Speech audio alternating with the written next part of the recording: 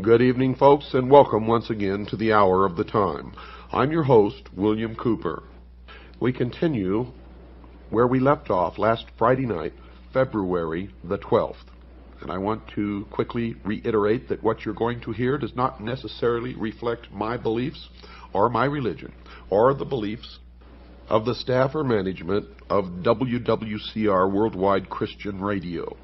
What you are hearing, folks, is for the first time in history the public revelation of the origin, the history, the dogma, and the identity of those who operate in secret to bring about a worldwide totalitarian socialist government. They are known to Christians as Mystery Babylon. It is an ancient religion. Now get a pencil and paper ready, because if you did not tape last Friday night's broadcast, or if you did not hear it, you must order it. You must order it. You have to have this information. And if you have any possible way to tape tonight's broadcast, either tape it or order this tape. You can order studio quality tapes from us, and I will give you that information later in this broadcast.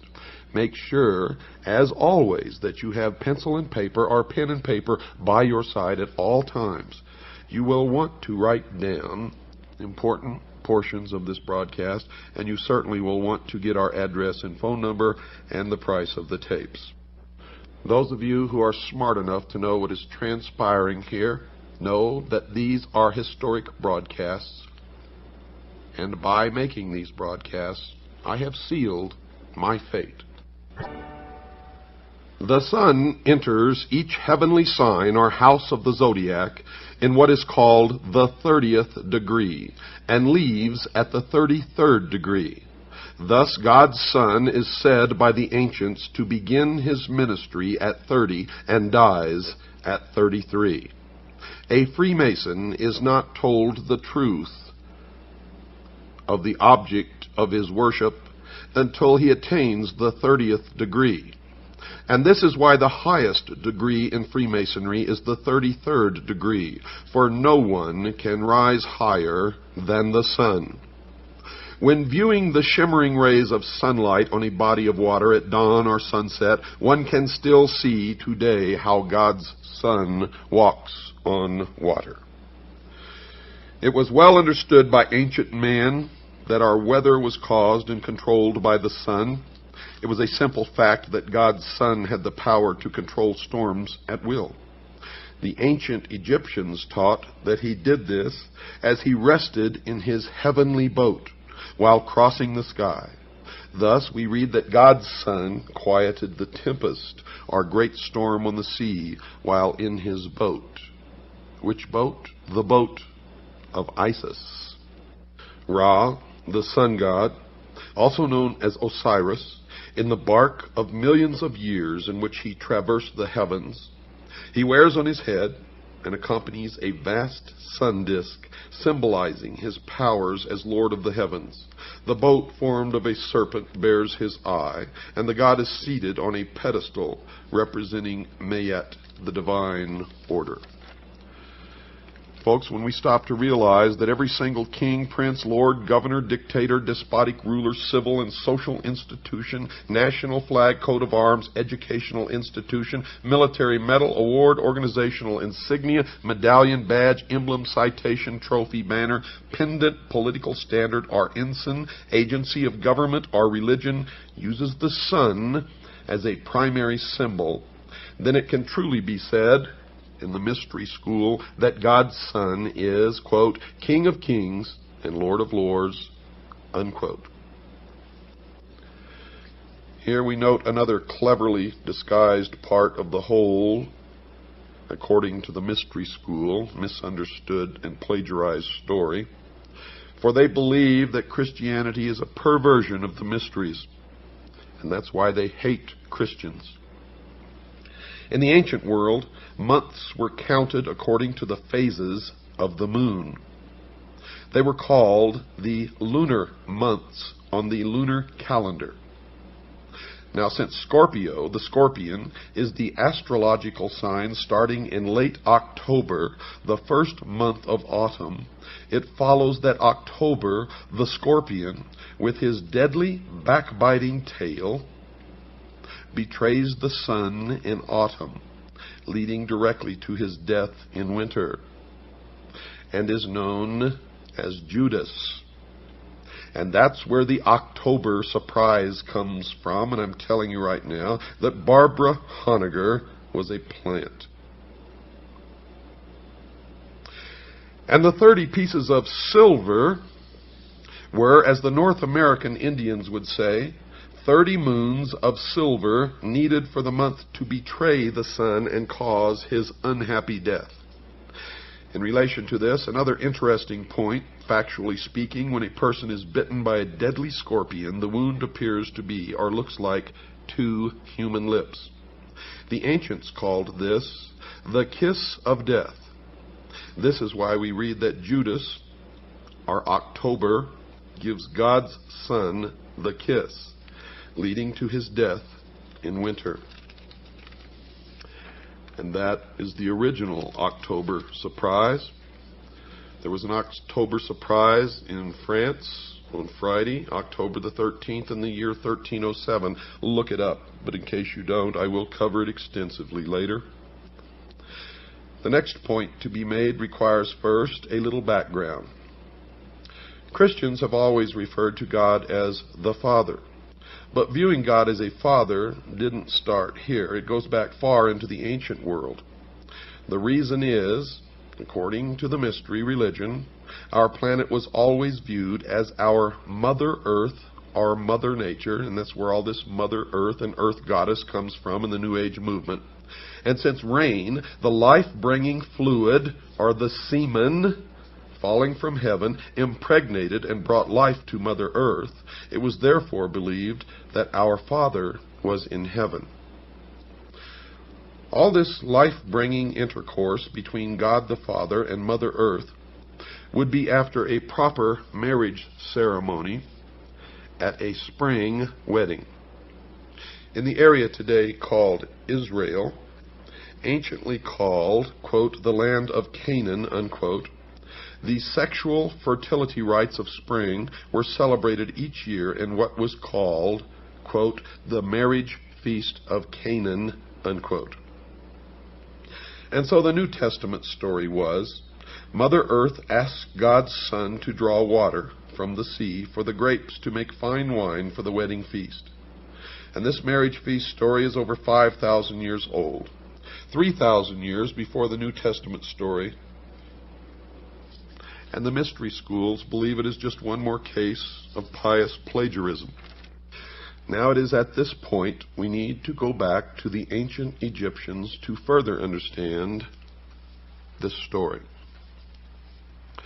Though all of the essential pieces of the Christian story were long in existence before Egypt, the only thing different, folks, is the names were changed to protect the innocent. It was with the coming of the pharaohs that the story was finally codified and became religious dogma. Though the story varied in some details from place to place in Egypt, the essence was always the same. God's Son, spelled S-U-N, our risen Savior, was the light of the world, who gave his life for us. Now remember, this is according to the belief of the mystery religion of Babylon. From the Egyptian records, we learned that the newborn son, Horus, was given the title, the Logos, which means the Word. Egyptians further said the Word was made flesh and dwelt among us, and since we enjoy only one Son in heaven, he was said to be the only begotten of the Father. The Word was lost, and that story is told in the Osirian cycle of Isis, Osiris, and the child Horus. And you will learn that the symbol of the Word today is the obelisk, the monolith, the stone. It is also called the lost word of Freemasonry. And I will explain the meaning of all of those things later. Another interesting point not to be missed concerning Horus. Later in Egyptian history, he was given a second name, Isos, or Isis, meaning holder of the light. Still later, in Roman Latin, I became interchangeable with J. So from Isis, we get Jesus. All of this can be read by anyone in a public library, if you so desire. In ancient Egypt, it was said that if you wanted to follow the life of God's Son and thereby live in the light of God's Word, or Logos, one would first have to leave his old ways of life to follow the sun, face to the east. But before beginning this new life in the Word, one must die to the old way of life and be born again. George Bush, when asked at a press conference by a reporter if he was a Christian, Mr. Bush said this, quote, "If you're asking if I have been born again, the answer is yes," unquote. Your first birth was out of the water your mother formed you in. Because her water broke and your new life began, rebirth is symbolized by coming out of total immersion in water, or baptism, or being born again. These points here mentioned are just some of hundreds, if not thousands, of direct connections that can be made between the Judaic-Christian Bible story and the far more ancient original story. The purpose for drawing your attention to this literary plagiarism, according to the Mystery School, this is what they believe, is best stated by Alfred North Whitehead, who said, quote, "No lie can live forever," unquote. They hate Christians, they hate Christianity, and the first object is to destroy the Christian church and Christians, to wipe them off the face of the earth. If you are a Christian, you are in the greatest danger that you can even imagine at this moment as the New World Order takes shape around you. Egyptologist Gerald Massey said, quote, "They must find it difficult, those who have taken authority as the truth rather than truth as the authority," unquote. And now for a few thoughts on the Old Testament Word of God, according, again, to the mystery religion. Remember, I am revealing the secrets of the mystery religion of Babylon during this broadcast. At Malachi 4:2, the God of heaven is described as the Son of righteousness with healing in his wings, and it is spelled S-U-N. The Son with healing in his wings. Then in the New Testament, at Matthew 23, verse 37, and Luke 13, verse 34, we see God's Son wanting to gather all under, quote, his wings, unquote. This is most appropriate, for in Egypt the Son was always pictured with his wings, and you see a disc with wings. Now all these pitiful little twits running around calling themselves ufologists, and Zachariah Sitchin, who has perverted the interpretation of the ancient writings, claims that this means that the Egyptians, whenever they drew these or put these hieroglyphics on in their writings, were indicating that UFOs came from other planets. And nothing can be farther from the truth. But this is part of the mystery Babylon deception, trying to convince the people of the earth that we are threatened by some other species from some other planet, so that they can more quickly bring about their new world order, their one world totalitarian socialist government. Don't fall for it, folks. I have found that most of these people involved with the so-called UFO research, who are trying to convince you of this, are Freemasons. Most of them 32nd degree of the Scottish Rite. And evidently they are attempting to do their best toward the furtherance of the great work in order to attain the 33rd degree, which can only be attained by meritorious work to bring about the completion of the great work, which is the destruction of the church, the state, and the enslavement of the mob, which is all of us. I hope you hear me out there.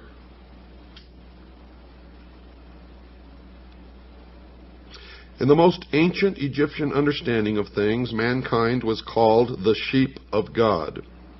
And the great orb of day, God's sun, was the overseer, or, in the exact words from the ancient Egyptian manuscript, the good shepherd.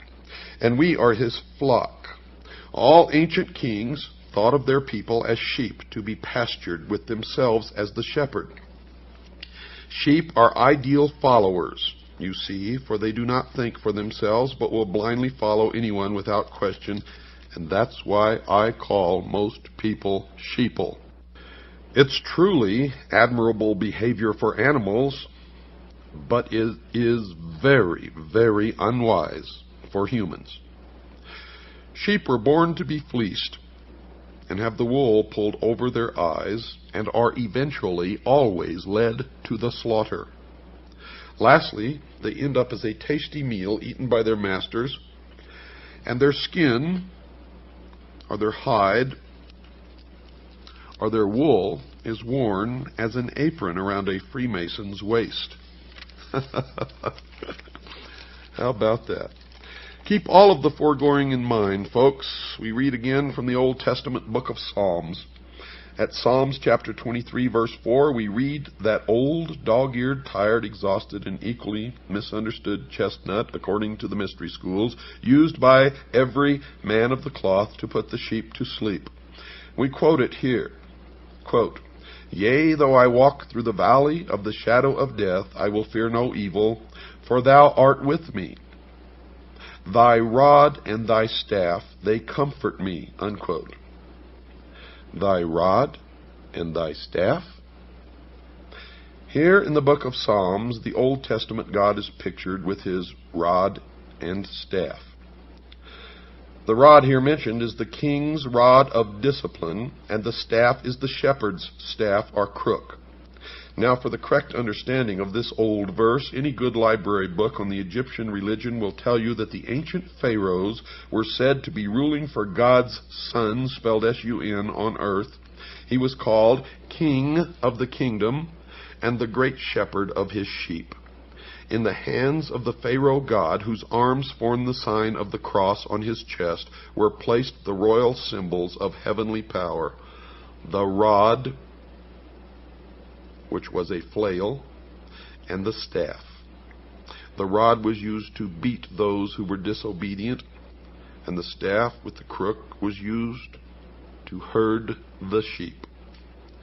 Incidentally, Jesus is pictured not only with his shepherd's staff, but at Revelations 12, verse 5, and Revelation 19, verse 15, is also said to rule with a rod of iron.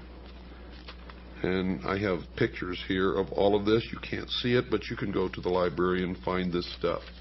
Our research has been thorough, and we have managed to place members of Kaji within the Masonic lodges, and we have verified everything that we are telling you here now.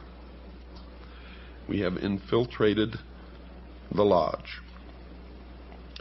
In Jeremiah chapter 18, verse 2 through 6, and Isaiah chapter 64, verse 8, we see the God of the Old Testament portrayed in a different way. Here, he is said to be the great potter who fashions man on a potter's wheel. Almighty God, the great potter? In Jeremiah chapter 18, let me read to you what it says. "The word which came to Jeremiah from the Lord, saying, Arise, and go down to the potter's house, and there I will cause thee to hear my words. Then I went down to the potter's house, and behold, he wrought a work on the wheels. And the vessel that he made of clay was marred in the hand of the potter. So he made it again, another vessel, as seemed good to the potter to make it. Then the word of the Lord came to me, saying, O house of Israel, cannot I do with you as this potter? Saith the Lord, Behold, as the clay is in the potter's hand, so are ye in mine hand, O house of Israel." In Isaiah chapter 64, But now, O Lord, thou art our Father. We are the clay, and thou our potter, and we are all the work of thy hand. The potter story was Egyptian, 1,000 years before it was written by the writers of the Bible. And I have a picture here taken from Egyptian hieroglyphics, and you can find this in a book called The African Belief in God. It shows the hieroglyphics taken right off of the Egyptian temples, and it shows the god Nemu fashioning the body of one of the Ptolemies on his potter's wheel. And here's another picture, the god Nemu fashioning a man upon a potter's table, and behind him stands Thoth, marking his span of life on a staff.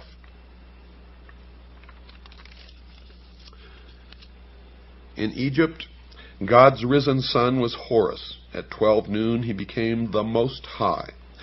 In this exalted position, he became the mediator between God and man. His name was Amun-Ra. Ra equals ray of the sun. His shepherds on earth were called priests of Amun. They would direct their prayers to the invisible God, the Father, through his mediator, Amun-Ra. And God's Son was the great Amun, with his rays. In the New Testament, he, the Son, is still called, at 2 Corinthians chapter 1, verse 20, and Revelations chapter 1, verse 7, and Revelations chapter 3, verse 14, the Amun. At the end of prayers in the temples of Egypt, they would say, Amen. How does that grab you? Now look at the word Israel.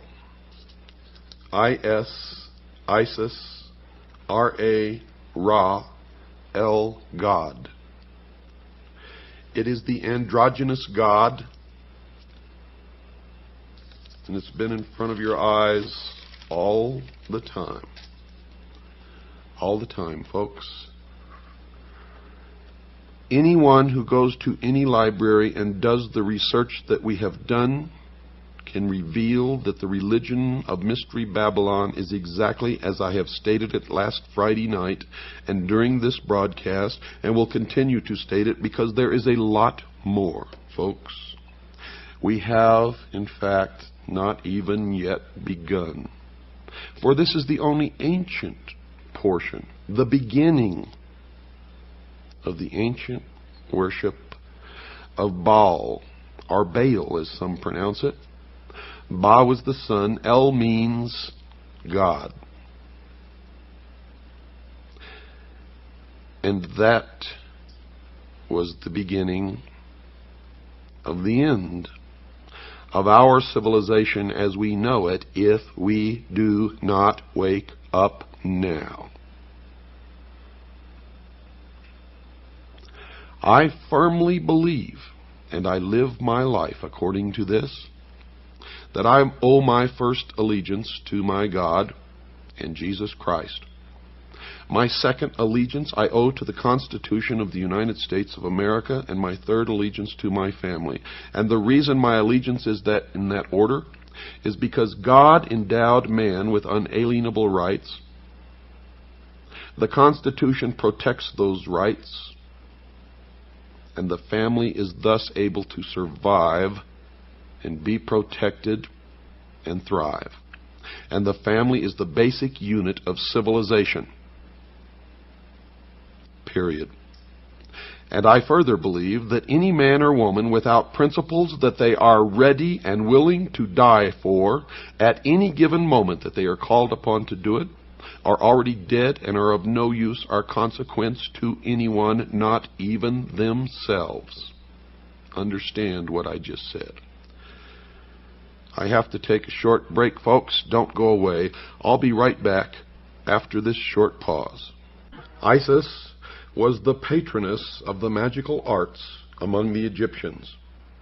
The use to which magic should be put is revealed in the Osirian cycle, where Isis applies the most potent of her charms and invocations to accomplish the resurrection of Osiris. In other words, the redemption of the human soul. That the gods of Egypt were elements of a profound magical system and possessed a significance far different from that advanced by modern Egyptologists is certain. The various deities of the Nile Valley were elements of an elaborate magical, metaphysical system, a kind of ceremonial Kabbalah. This cannot be denied. But even when impressed with the reality of this fact, the modern Egyptologist still balks. Supposing, he asks, that the Egyptians did possess an elaborate metaphysical doctrine, of what value is its rediscovery in an age when the natural has been demonstrated to be mediocre and the supernatural non-existent?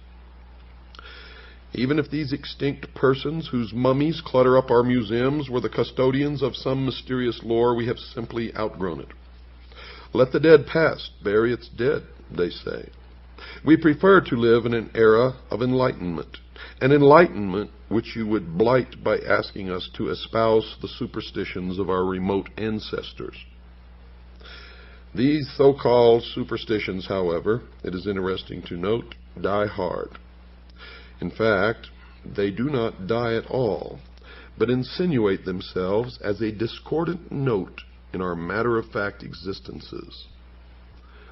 McCall's magazine published some time ago an article by Edgar Wallace entitled "The Curse of Amun-Ra," dealing with the phenomena attendant upon the opening of the tomb of the pharaoh Tutankhamun. After vividly describing the curse of Amun-Ra, the author sums up the effect of this curse upon those who came in contact with the tomb or its contents. His statements are in substance as follows. At the time the tomb was opened, the party present at the excavations included the Earl of Carnarvon, Howard Carter and his secretary, Dick Bethel, M. Benedict, the French archaeologist, and M. Pasanova. Of these, only one, Howard Carter, remains alive. Now, that was at the time of the article. Colonel Aubrey Herbert, Carnarvon's half-brother, and Evelyn White, who also entered the tomb, were both dead within a year, one by suicide. Sir Archibald Douglas Reed, the radiologist who took an X-ray of the mummy, was also dead within 12 months. And Professor Lafleur of McGill University, the first American scientist to examine the death chamber, did not leave Luxor alive. Wolf Joel visited the tomb and was dead within a year. Jay Gould was taken ill within the tomb and died. Attendants whose duty it was to look after the exhibit from the tomb in the Cairo Museum also sickened and died. 7 French authors and journalists visited the tomb, and 6 were dead within 2 years. When they unveiled Tutankhamun, they found a mark upon his face, and by a strange coincidence, the mark left upon the face of Lord Carnarvon, which presumably caused his death, was in exactly the same spot and of similar appearance. Nor does this list include the numerous native workmen who perished from the curse. Only recently, another name was added to the long list associated with the tragedy.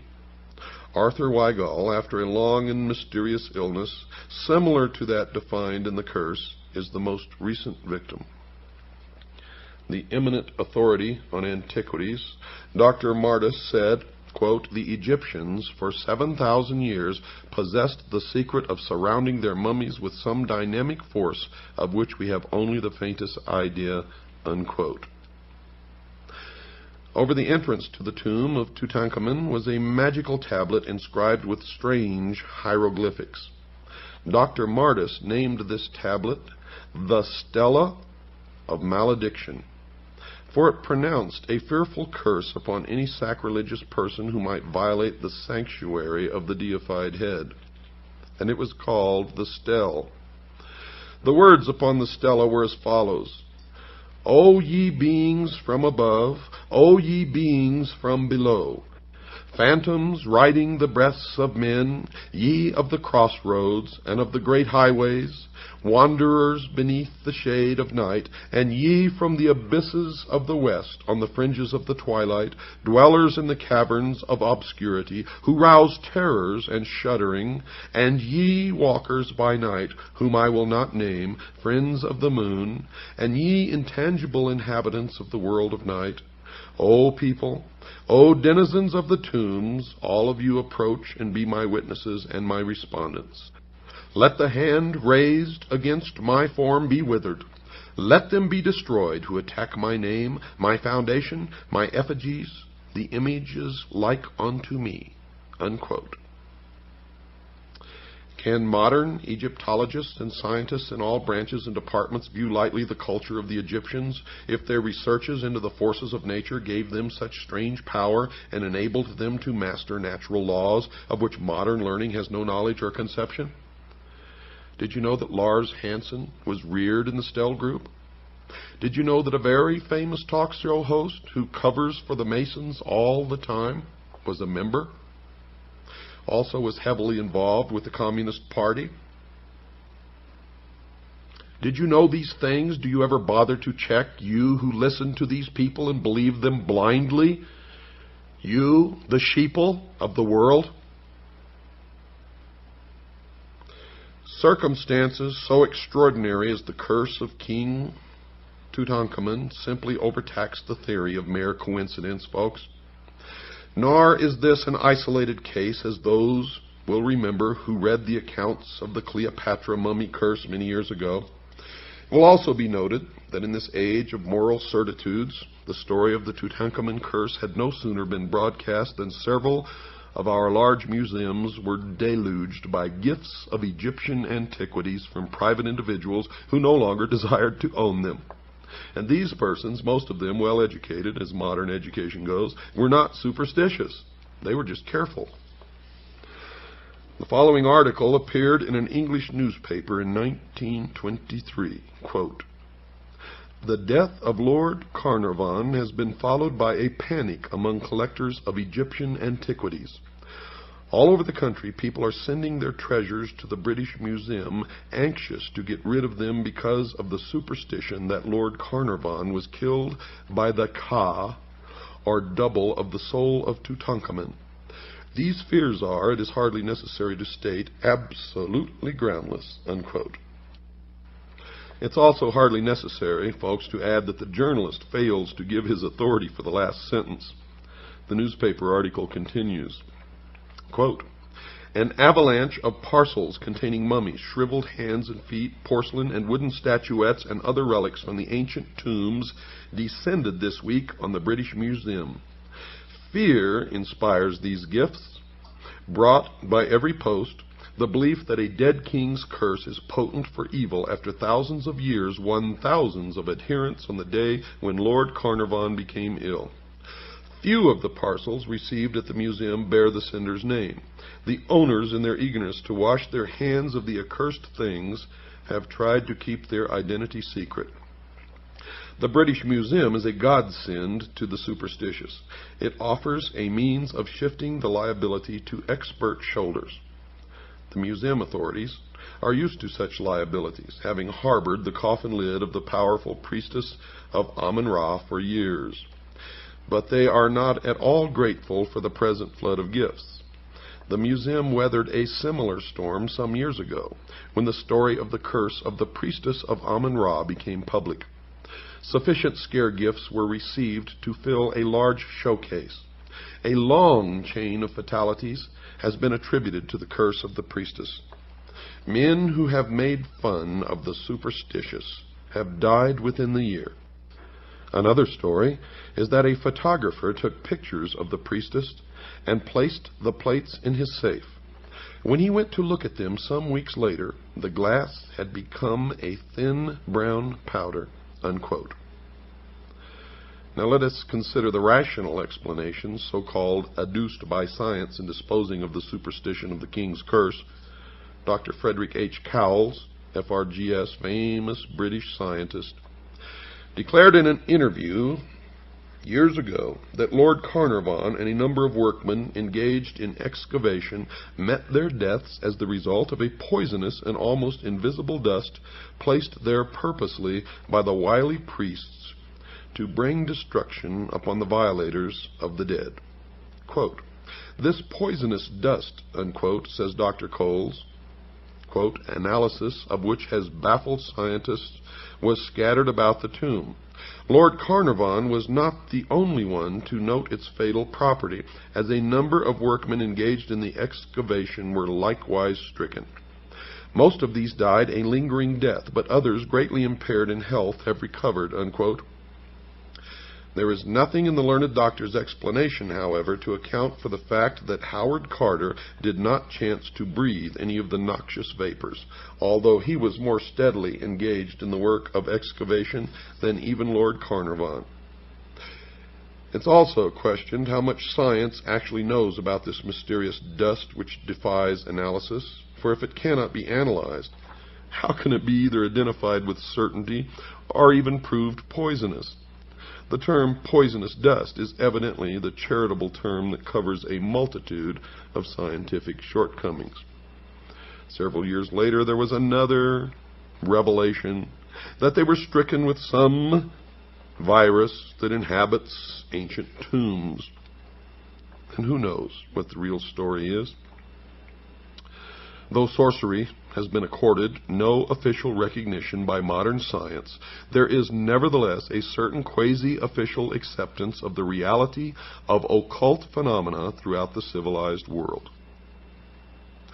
In a newspaper interview, Sir Arthur Conan Doyle illustrates the widespread recognition of the idea that the Egyptians knew how to surround their dead with mysterious guardian agencies which throughout the centuries visited their vengeance upon grave robbers, scientific or otherwise.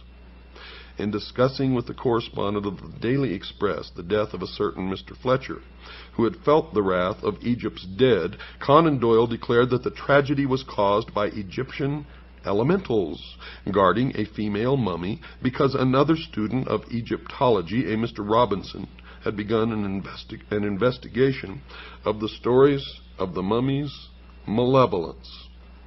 Quote, "I warned Mr. Robinson," he says, "against concerning himself with the mummy at the British Museum. He persisted, and his death followed," unquote. You may wonder where all this is going. But it becomes clear when you understand that the Egyptians inherited the religion of Babylon. So are we to presume that this single phase of ceremonial magic constituted the entire repertoire of the Egyptian thaumaturgists?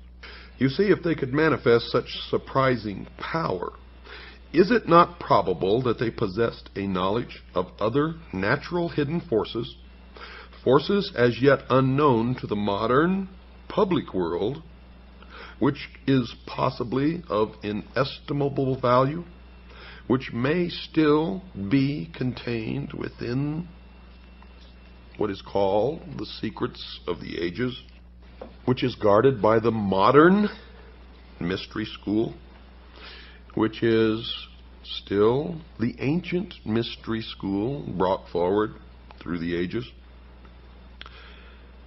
We are assured in the authorized version, and note I say authorized version of Holy Writ, that the magicians of Egypt changed their staves or rods into serpents in the presence of Pharaoh.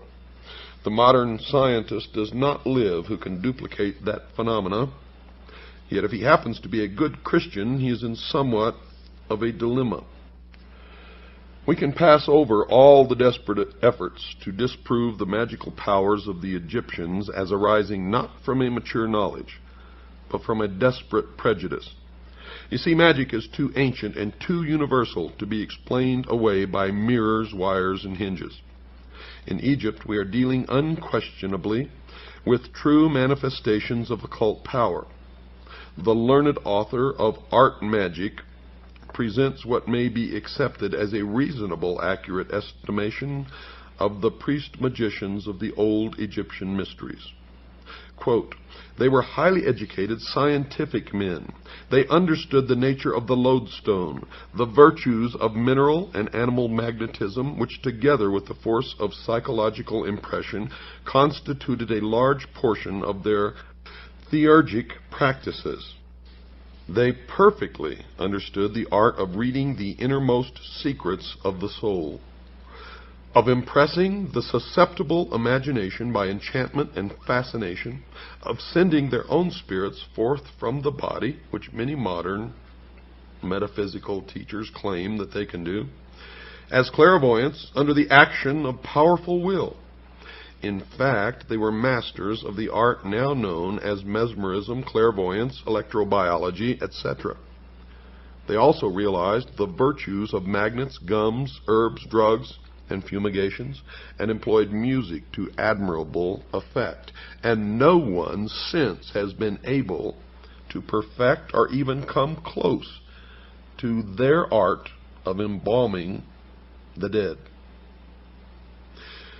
The highly gifted Egyptologist Lenormant acknowledges Egyptian magic as an essential part of their religious philosophy. James Bonwick, FRGS, thus summarizes the powers possessed by Egyptian adepts. Quote, "Egyptian mystics could levitate, walk the air, handle fire, live underwater, sustain great pressure, harmlessly suffer mutilation, read the past, foretell the future, make themselves invisible, and cure disease." Unquote. Now, I have no idea whether to believe that or not, but that is what this expert says. Now, if you doubt the power of magic wielded by the priests of Mystery Babylon, listen to this. For we can compare James Bonwick's account with some other news from Tibet, another land long famous for magic. Dr. Alexander Cannon, a distinguished scientist, a doctor of medicine, a celebrated psychiatrist, a master of arts, and a fellow of the Royal Geographic Society, brought back a strange record from the land of the Lamas. He claimed he saw a tree withered by a pointed finger, a dead man raised to life, the Grand Lama surrounded by a blue aura 3 inches thick, and a human being lifted into the air by pure mental effort. The London County Council called upon Dr. Cannon to resign his post as the head of a noted institution for his remarks, but later, strangely enough, after further inquiry, withdrew the demand. It would seem, folks, that the age of miracles, or at least magic, is not dead. You know, Plato, and I wrote this in my book, was an initiate of Mystery Babylon, and was actually initiated in the Great Pyramid in Egypt, where he lay in the sarcophagus for 3 days and 3 nights. He entered as a mortal man, and according to his writings, emerged as a god, given or imparted knowledge which he was to guard and keep. Remember, they called themselves the guardians of the secrets of the ages. From the writings of Proclus and Iamblichus, we can gain a considerable insight into the principles of Egyptian magic. To the old philosophers, even Pythagoras and Plato, magic was no mystery. According to Proclus, the initiated priests so fully understood the mutual sympathy between the visible and invisible worlds that they were able to change the course of action and focus divine virtues upon inferior natures. And according to Plato, the highest form of magic consisted in the divine worship of the gods, plural. And according to Iamblichus, the priests, through sacerdotal theurgy, were able to ascend from a material state of unconsciousness to a realization of the universal essence, thus coming to an understanding of universal purpose, by which the performance of high feats of magic became possible. Thousands of years later, Aleister Crowley claimed the same thing. Now this is significant. It's proper at this point to establish a clear line of demarcation between magic and sorcery. You see, the term magic was not associated with occult jugglery by the Egyptians, but arose from a profound understanding of natural law. Magic, said General Albert Pike, and you will be hearing an awful lot of General Albert Pike during this series of shows. Magic, says General Albert Pike, is the exact and absolute science of nature and its laws. Unquote. From the knowledge of this absolute science arises occult science. Occult merely means hidden, folks. From experience in occult science, in turn, arises the theurgic art. For as surely as man has adapted his physical universe to his purposes, so surely the adept of the mystery school adapts the metaphysical universe to his purposes. To acknowledge that the Egyptians possessed the power of adapting mystical forces to physical ends is to bestow upon them proficiency in the most perfect and difficult of the arts, according to the mystery religion of Babylon. Yet to deny this ability on the part of the Egyptian priests is to deny the evident, and we must resign ourselves to the undeniable fact that they possessed a form of learning which has not been conferred upon this present race, at least publicly. Men like Aleister Crowley have proven that it has been passed down through the ages and is kept and practiced secretly by those who call themselves the guardians of the secrets of the ages. Now, folks, we are in desperate need of money to help pay for airtime. If you like this show, if you want it to stay on the air, then please reach down in your pockets, contribute the most that you can possibly afford. Make your checks out to WWCR, not to me. This is going straight to the radio station to pay for airtime. Not one single penny of it goes in my pocket, or anybody else's for that matter. It goes to the radio station. Make them out to WWCR. If you would like a list of tapes or available materials, or would like an information packet, or learn how to join CAGI, the Citizens Agency for Joint Intelligence, then send your checks, your donations made out to WWCR, and your request for information to P.O. Box 889, Camp Verde, Arizona, 86322. That's P.O. Box 889, Camp Verde, Arizona, 86322. Or you can just call Stan and ask him to send you a packet of information. He'll also tell you the price of tapes, whether you're a CAGI member or not. The price is different depending upon that. Call Stan at 602-567-6109. That's 602-567-6109. If you write in, please address the envelope to Stan, S-T-A-N. Good night, folks.